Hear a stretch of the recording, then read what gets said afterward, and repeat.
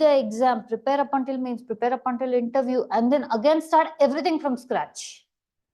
The very next year, if the same candidate has to pick up a copy of current affair, it is hard, extremely hard on them. And still they do it. Why?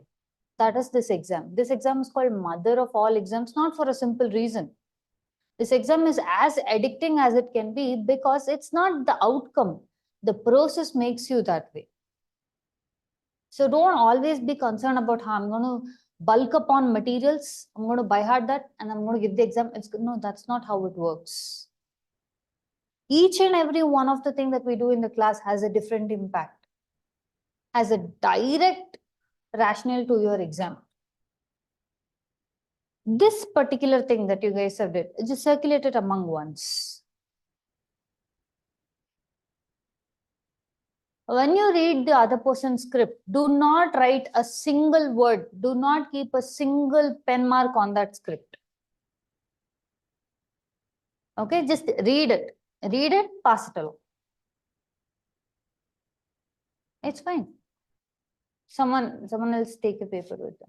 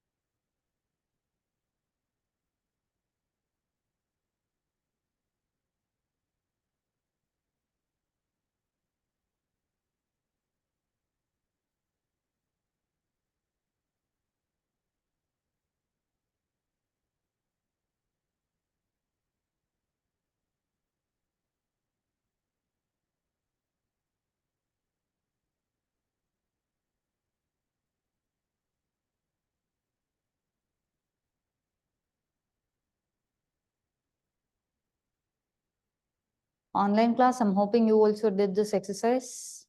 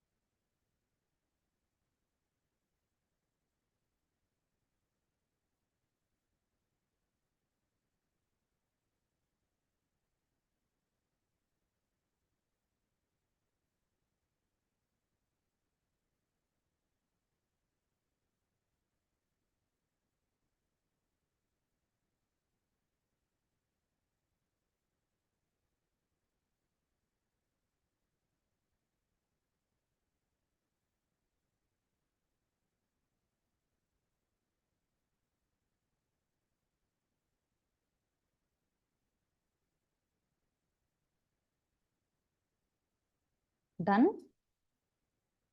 Written back the scripts.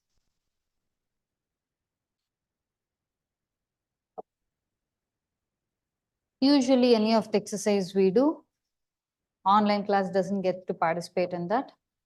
For that reason, I will share contact details with you. You take a picture of the script answer you've written. Send a picture of that along with your name and batch. I wouldn't know who is who. There, you guys let me know personally as to what it is you are having any issues or whether be it with UPSC preparation strategy, any of those things. Okay, this is mainly so that online class can also be participant of it. Okay, online class, fine with it?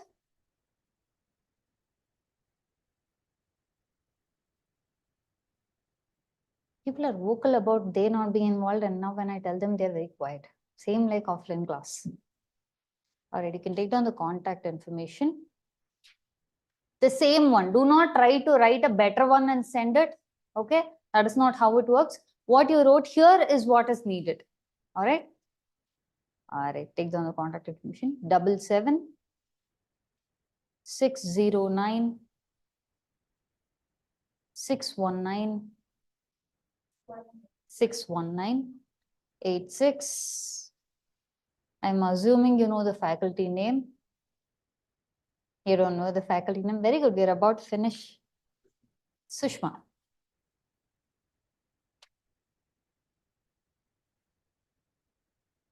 The same answers should be sent irrespective of the fact whether it is good, bad, it's fine.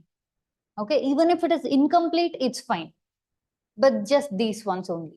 Okay, do not try to write the new answer. Okay, I'm not going to judge on any of the scripts. Understanding? What you wrote here is more valuable than what you will write when you are in your leisure period. Understanding? Online class, this is for your benefit. Take better advantage of that.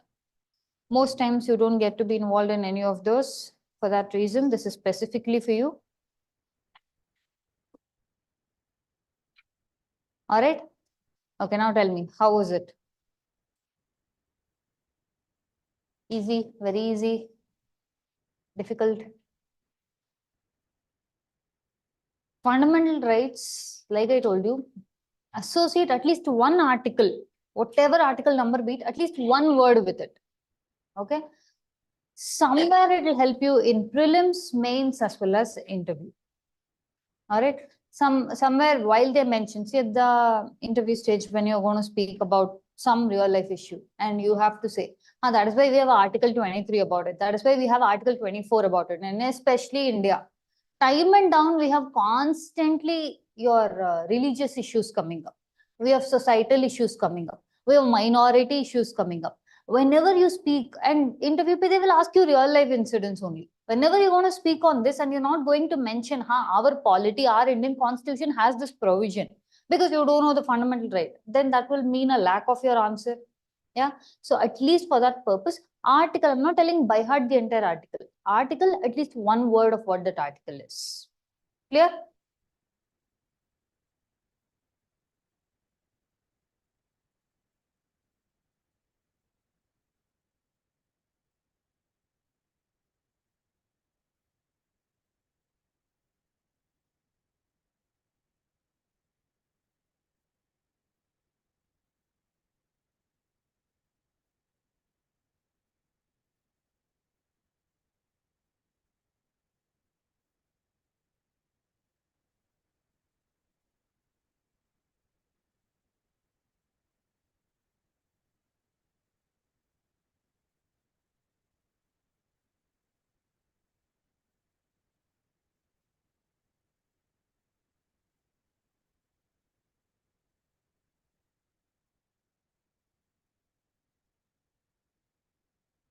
Okay.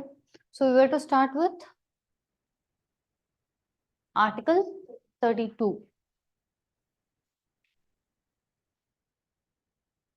Article 32 is a right to constitutional remedies.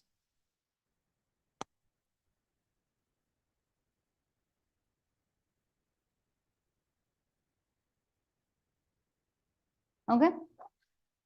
See, when people speak about this particular article, there is something said and there is something that is unsaid. Meaning, I told you, who is the protector of fundamental rights? Who is the guarantor of fundamental rights? Same guy. Protector, guarantor, upholder, any words with respect to fundamental rights, it's always going to be this guy. Write down these three words. Protector, guarantor, upholder, all these were prelims questions.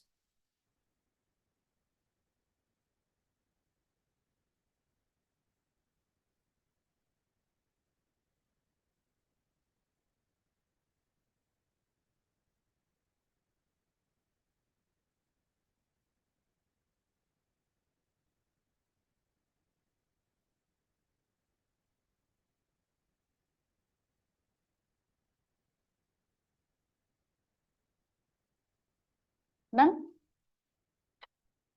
Now these fundamental rights, which are from your 14 to 32. Here, when I say fundamental rights, I also include Article 32 because it is the very crucial crux of fundamental rights.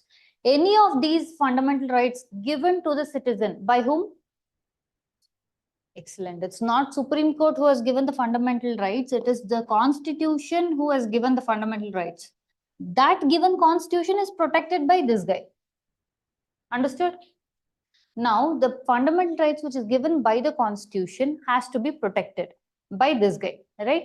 This concept is told in this. Your Article 32 tells that the fundamental rights given by Constitution to the individual, okay, or to the country at large will be safeguarded by Supreme Court.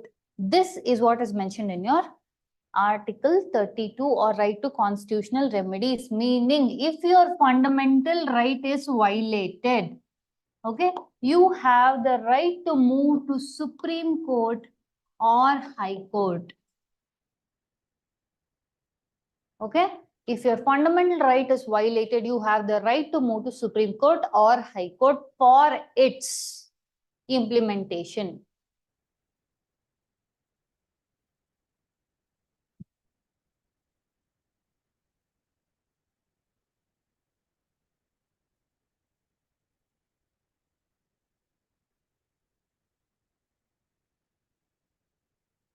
Okay, see, understand few technicalities here. This is where your prelims ask questions from.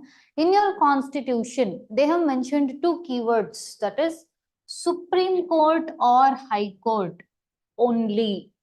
Okay, this does not include just Indian judiciary. If I replace fundamental right is violated means you can move to Indian judiciary, doesn't mean you can move to subordinate courts.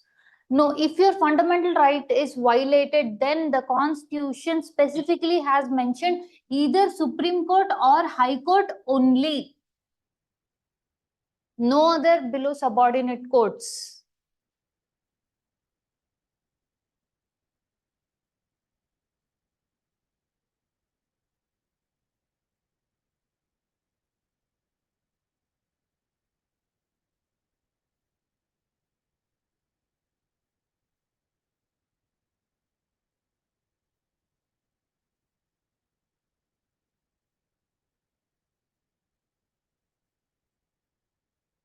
Okay, understand few more technicalities here because this is where your prelims questions are largely focused on. Indian judiciary is appellate jurisdiction. Write that down. I'll tell you what it is.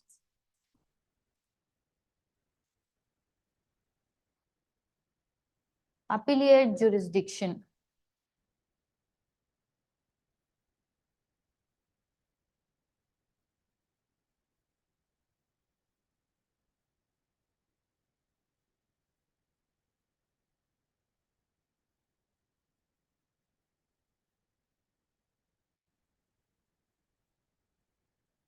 Okay, meaning any cases in our country, okay, everything has to follow a process of hierarchy. Indian judiciary is also hierarchical. Write that down.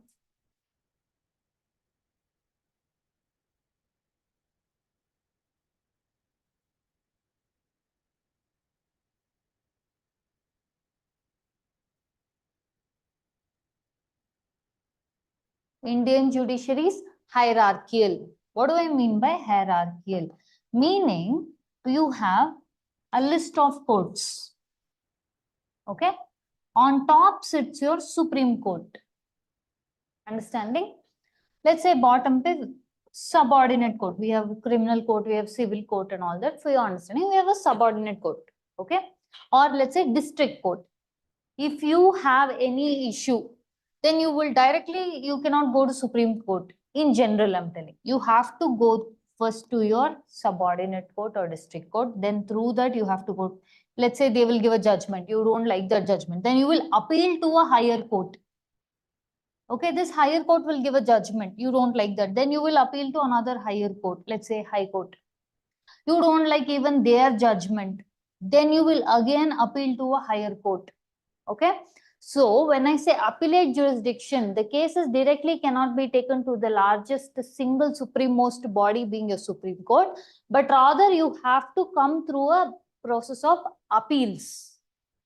Understanding? The appeal doesn't mean you will go to this court and then you will say, when it is in this court, they will follow the entire procedure up until giving you the judgment. So you'll have to wait for the judgment. You don't like it, then only you can appeal. You can appeal against the judgment. Understanding? Yes or no? Here in this particular court, everything will be heard and the judgment will be given. Based on the judgment verdict, let's say it did not go in your favor. Okay. Let's say you had 10 acres of plot. Okay. Your opposite party, let's say your brother. All right. Now the judgment is to know all the 10 acre of your ancestral land goes to your brother. You didn't like that judgment. So you're appealing against that judgment in a higher court.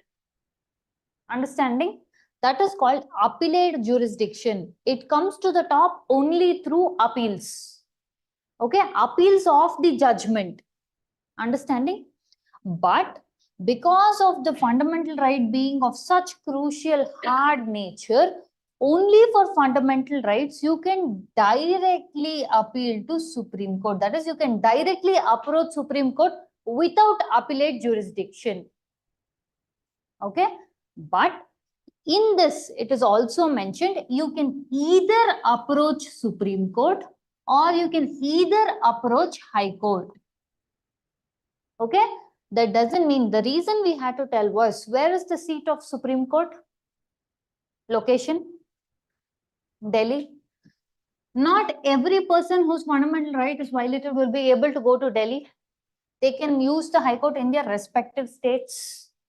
This is a provision for the benefit of people, but if they don't want this, then they can directly go only to Supreme Court. Understanding? If your fundamental right is violated, you can directly go to Supreme Court. Okay, but in this article, it is also mentioned either Supreme Court or High Court. Any one of these courts you can go. Is it clear? All right. Again, I'm stressing this word, only for violation of fundamental right, you do not have to follow appellate jurisdiction. You can directly approach Supreme Court. Write that down. All these were keywords and terminologies which were asked as prelims question.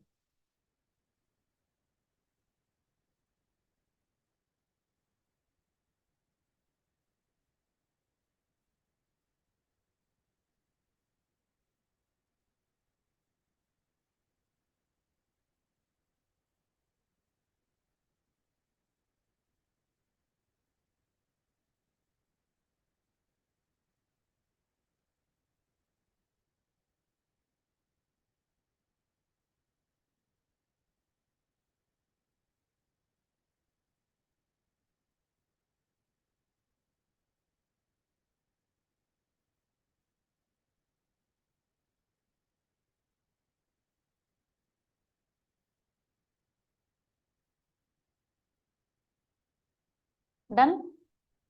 Any doubts up until here? Are you clear? Okay. Now I told either Supreme Court or High Court, right?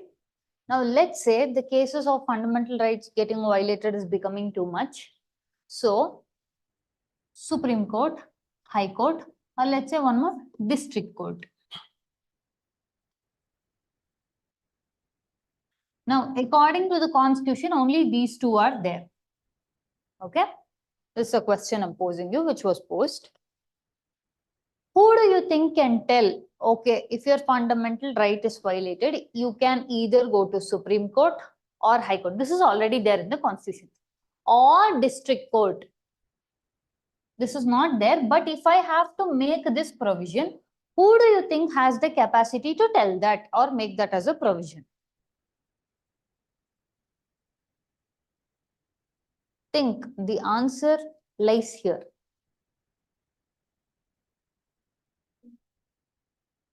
Okay, Supreme Court, then Constitution, okay, then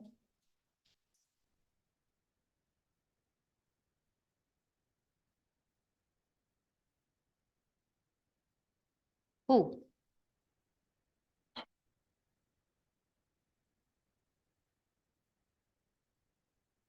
All right. Who speaks about fundamental rights? Constitution. Okay, very good. Who speaks about violation of fundamental rights means you can approach Supreme Court or High Court? Constitution. Okay. The so-called constitution that we are talking, Constituent Assembly, those dudes were around 1946 period of time. Right now, we don't have those dudes in 2024. Yes. So, does that mean nothing will be added into the constitution at all? It is added. That is why we have constitutional amendment acts. Who do you think adds stuffs to the constitution? Legislature. Very good. What is it called as in India?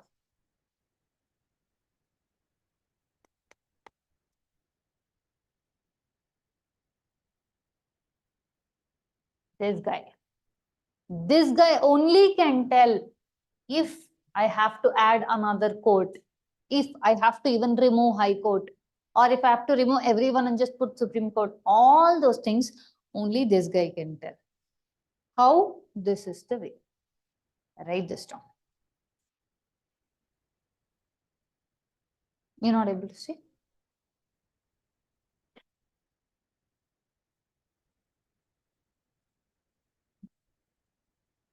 You want me to write it up? Yeah.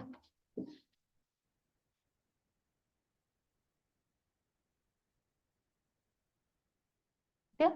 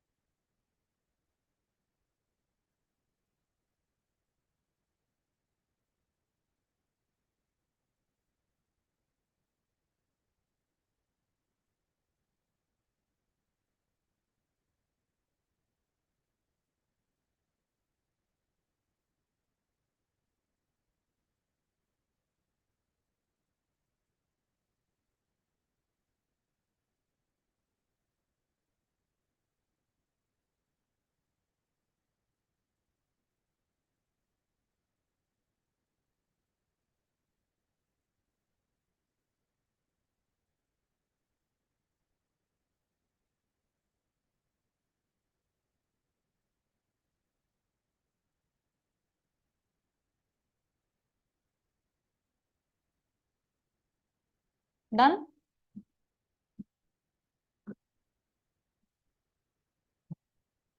Parliament has the right to tell which court can be added, which court cannot be added, and all those information. Clear up until here. Understood how?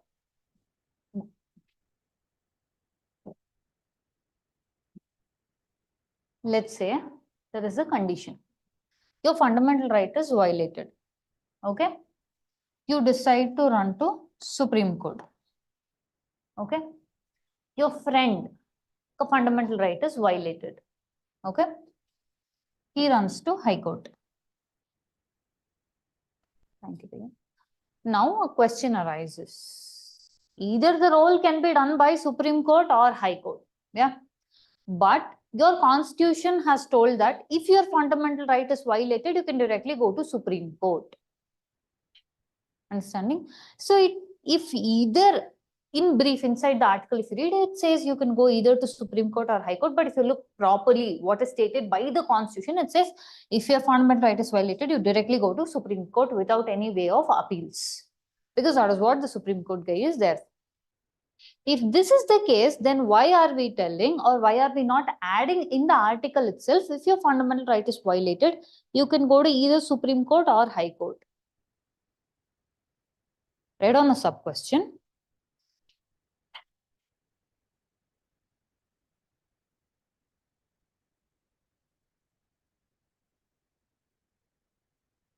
Why doesn't Article 32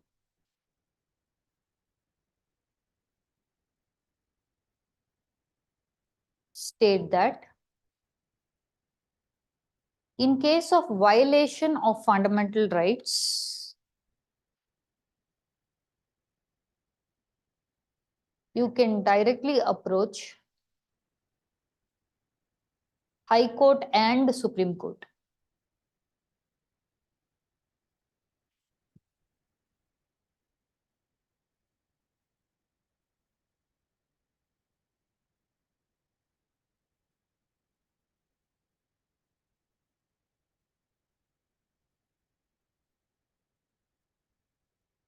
See, the question itself will become a little bit trickier here. Understand it. The Constitution states, okay, inside the article, if your fundamental right is violated, you can either approach Supreme Court or High Court.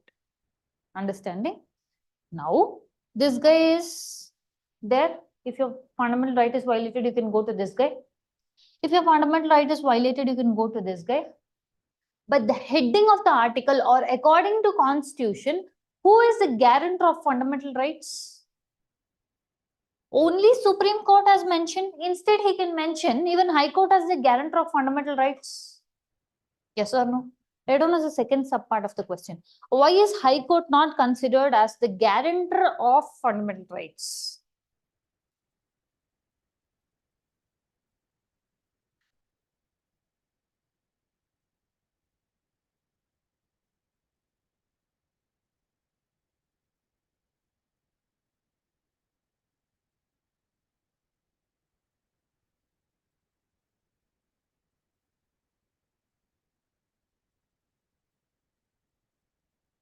Done? Fundamental right violated, you run to Supreme Court. Again, your friend, fundamental right violated, he went to High Court. Okay, the answer to the question is this. When you visit that your FR, that is fundamental right, was violated to Supreme Court, he has to accept that case. When your friend goes to High Court telling his FR or fundamental right was violated, he doesn't have to accept it. He may accept it or may not accept it. Meaning, he can either accept or reject this case, even if it is violation of your fundamental right. Understand? Constitution has told that according to Article 32, if your fundamental right is violated, you can either move to High Court or Supreme Court. This is clearly stated in the article. But when you approach Supreme Court telling your fundamental right is violated, Supreme Court has a mandate, a compulsory mandate, they have to accept that case. Whereas High Court doesn't have that mandate that they have to accept that case. Is because of this. The guarantor of fundamental right is Supreme Court and not High Court. For High Court, it is like any other case. Okay, yes, you can approach. If your fundamental right is violated, you can approach High Court. But it is not mandatory on High Court that it has to take up that case, because it is not seeing your fundamental right as foremost important thing that it has to take up like Supreme Court, because it is not the guarantor of any fundamental rights like Supreme Court. Okay, so making this concept of when your fundamental right is violated, you have the right to move to Supreme Court. This becomes original jurisdiction, meaning original jurisdiction, meaning Supreme Court cannot turn down this case or deny this case or deny acceptance of this case, whereas High Court can do this, because for High Court, whether your fundamental right is violated or one more other case, it is just another normal case. Okay, they are not going to see it any specially. But your Supreme Court cannot do any such thing. It has to see it specially. It has to accept it. Why? Because this guy is the guarantor of fundamental rights. This is why, even though in the Constitution it mentions either High Court or Supreme Court, but only one guy is the guarantor of fundamental rights. Understood? Yes or no? Write it down very clearly.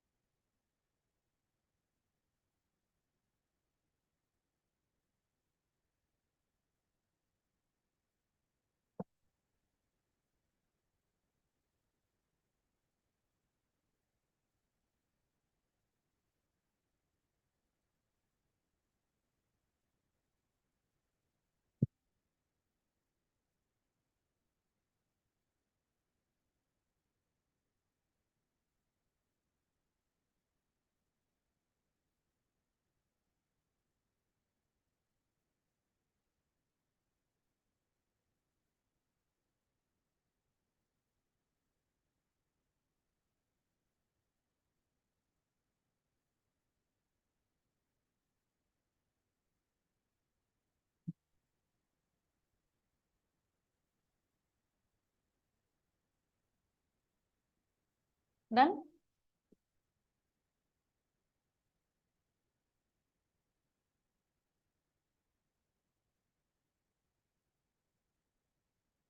Clear up until here?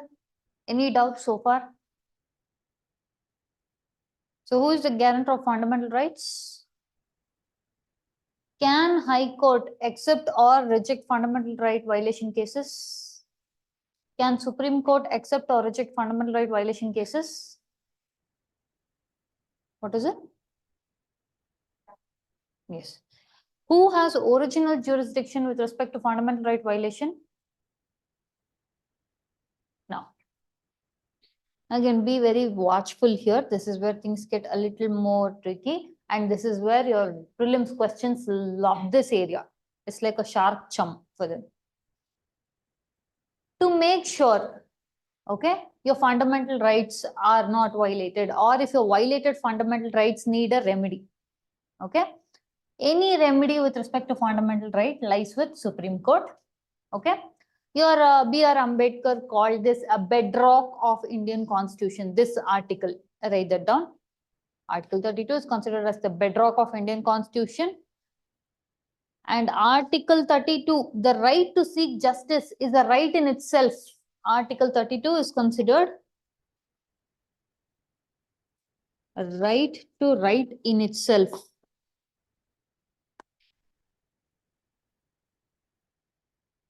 You can put it in quotes, you can use it as an introduction if at all Article 32 or constitutional remedies come into picture.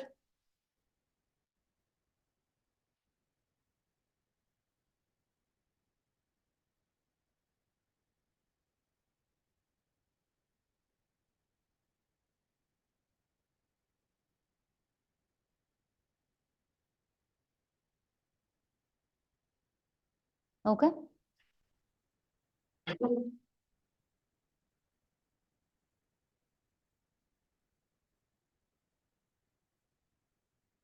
Clear up until here?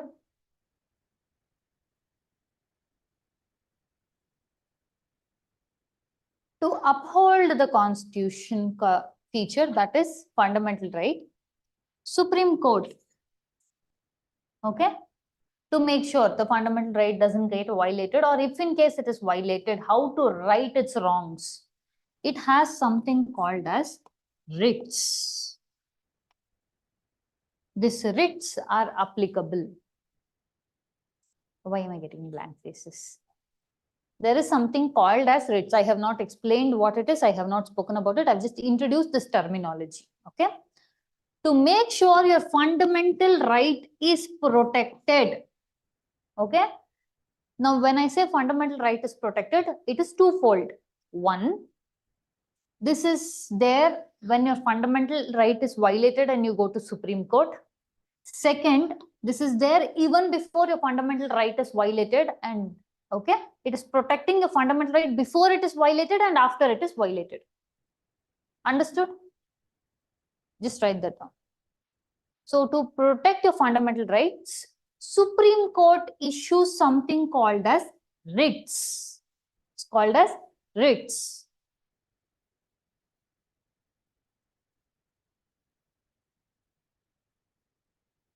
How the fundamental right? Again, before it is violated, after it is violated, in both the cases.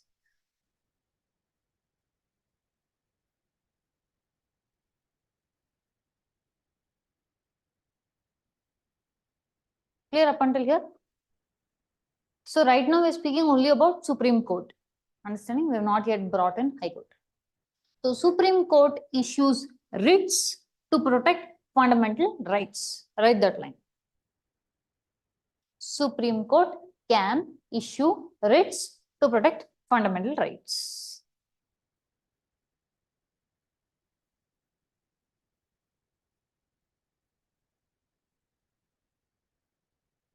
Clear?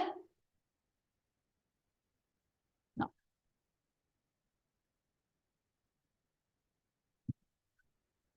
Done? In simpler meaning, if you have to understand what these writs are, these are special instruments. Okay? Under these writs, what we use is, first thing, habeas corpus. This, whatever now we are going to write down, these are all the writs. Okay. Writs means special tools.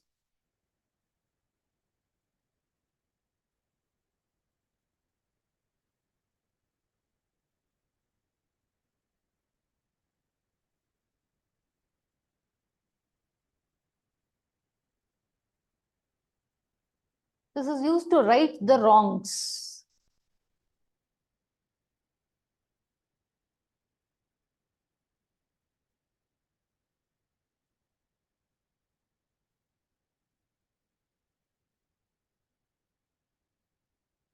Okay. Now, what we are going to be talking about is the writs, type of writs. The first one is habeas corpus.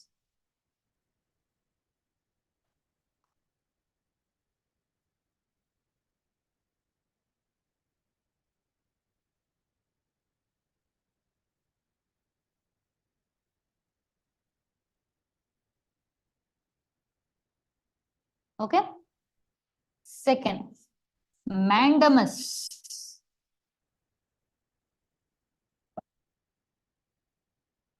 These are all the writs, and you have to by heart each one of these writs.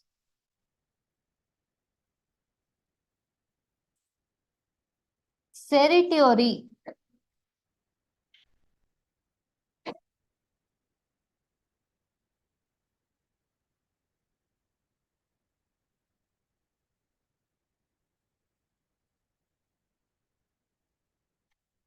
Prohibition.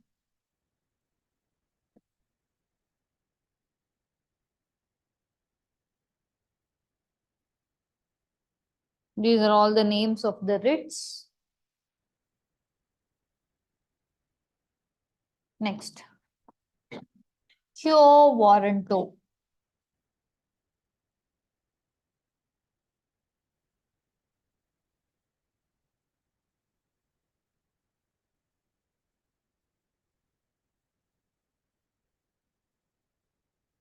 Done? Clear up until here? To protect your fundamental rights, Supreme Court can issue writs. Okay? Now, these writs are usually these special tools of instruments which are done to right the wrongs. Clear? Now, there are 5 writs that Indian judiciary uses. Habeas corpus, mandamus, prohibition, certiorari, quo warranto. You have to by heart all of these. Put an asterisk next to it. Very, very important. Prelims pe they love asking these questions, and whenever article 32 is there, mains pe you have to make sure you mention these also. Clear up until here? Now we'll see each one. Habeas corpus. First thing you would have seen in movies and all, this has become a topic of discussion, meaning this habeas corpus is a writ. Okay, this is considered as a protector of individual right and liberty. Read it and I'll tell what it is.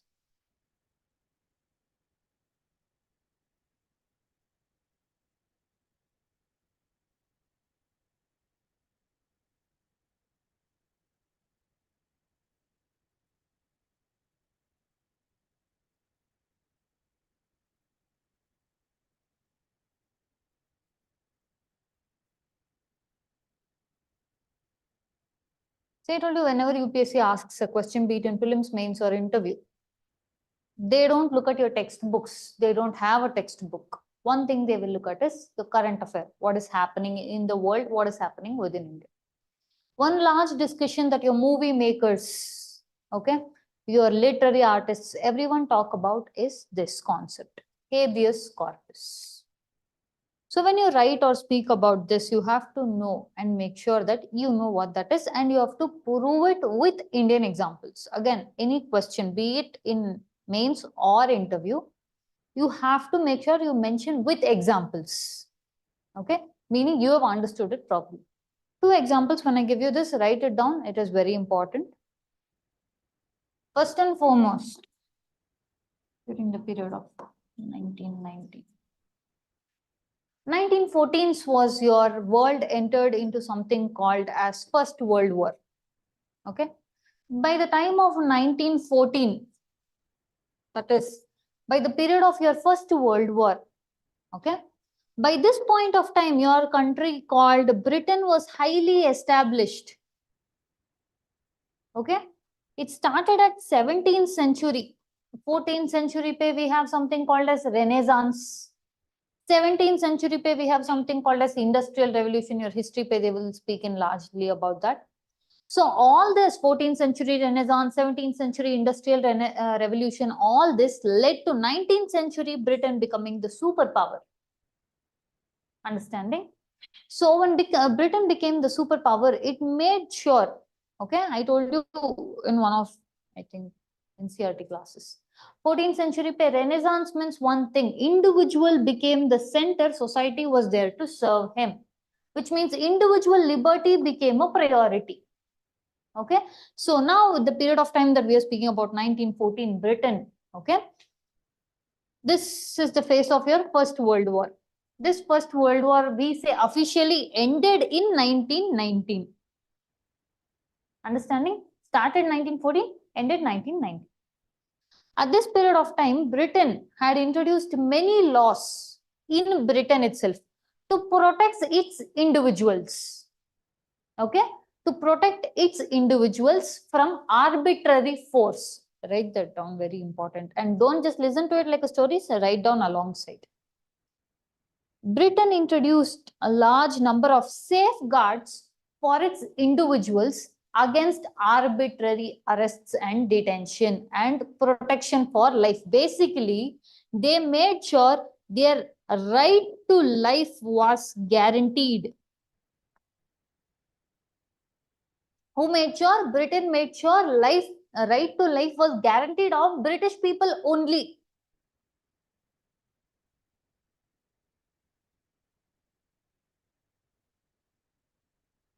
This concept is called as civil liberty.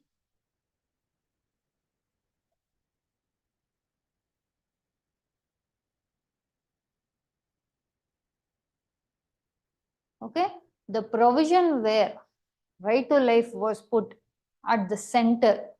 So Britain basically made sure that their society, British society, enjoyed civil liberty. When you give this one right to life to your entire society, then it is called civil liberty. Understood?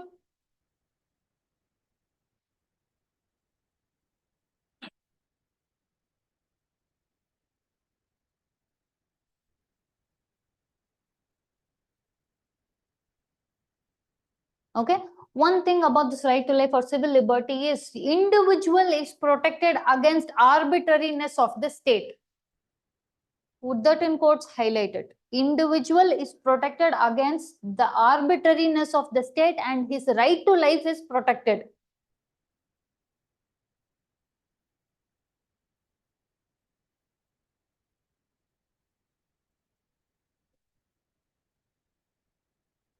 Right to life is protected against arbitrariness of the state, or liberty of an individual is protected against the arbitrariness of the state.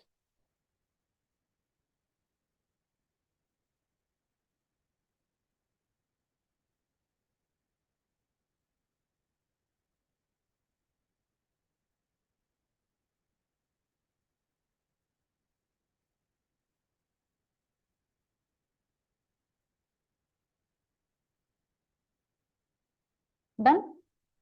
Clear up until here?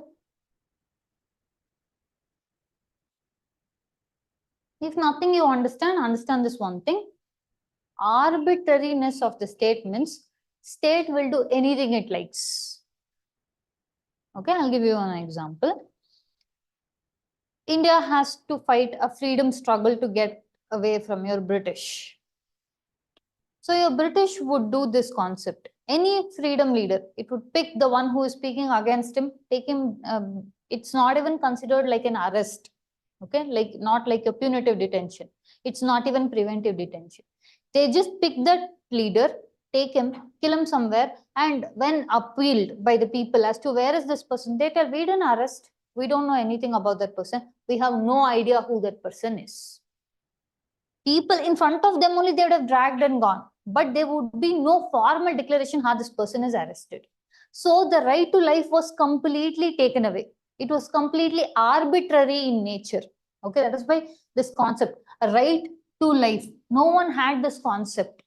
Okay, anyone who spoke against you, they'll be killed.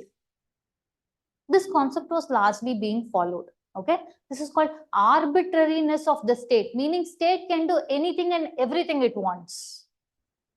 One of the questions that the other day we dealt with in prelims is the whole point of constitution is to make sure it puts a limit on the government.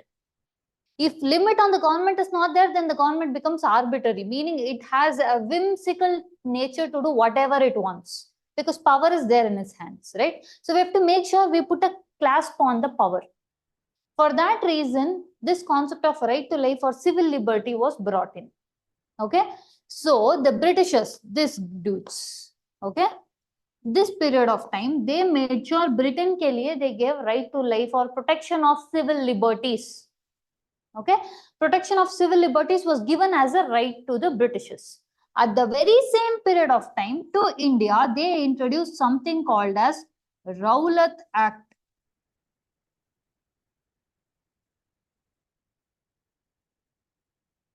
Rowlatt Act of 1919. Right contrary opposite to this. This was only for Britain, this was only for India. The same dude. He introduced this for Britain. He introduced this for India. Rowlatt Act of 1919 stated clearly that if anyone was against the government, then the government, without any concept of arrest, detention, or anything, could pick up anyone and do anything with him. Right opposite to what is civil liberty, right opposite to what is right to life, was introduced in the form of Rowlatt Act of 1919 in India. This was launched so that it will eliminate and it can eliminate all its enemies, according to them, the freedom fighters.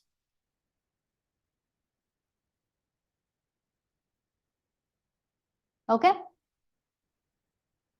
Large number of lives were lost.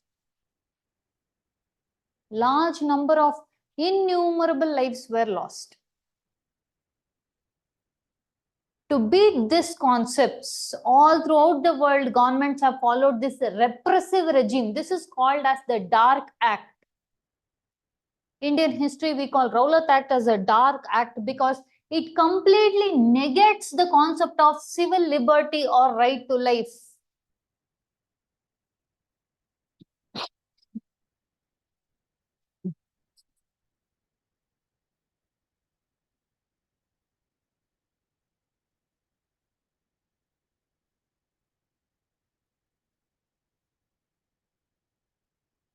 It is called as a Dark Act because it completely negates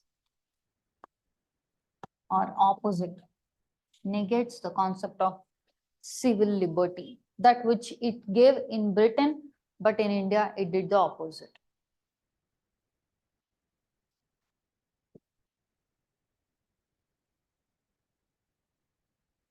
The entire world has faced this kind of issues, okay, be it from their own government or foreign governments. So to protect this concept of civil liberty or right to life, your habeas corpus was born as the protector of individual civil right to life, liberty, etc. I'll tell you what that is in a little bit now. This was considered as one of the darkest acts in the Indian history. Understanding? Now, this is the history of how we have faced arbitrariness of the government. This is back 1919. This is one of the example you have to use. Now, I said UPSC uses something that is ongoing, present day scenario. 2024, the world has witnessed 2 wars. Your Ukraine war, your Israel, Hamas, Gaza Strip, all this war. One of the prime things that is getting affected is this.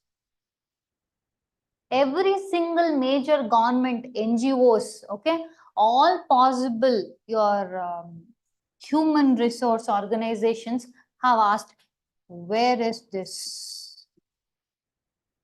Why is no one following habeas corpus? Because anyone is killing anyone at any random site.